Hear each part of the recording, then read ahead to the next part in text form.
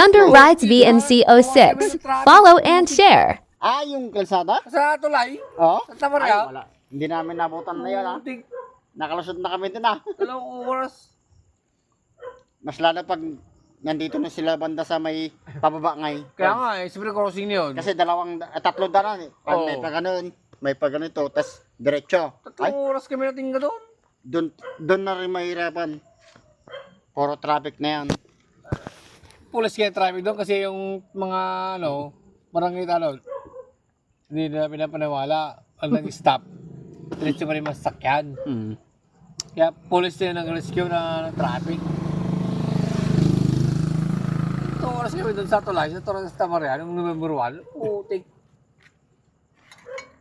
May pasok pa kayo November 1? Oo, kasi nga nag-deliver kami. Stop na yun.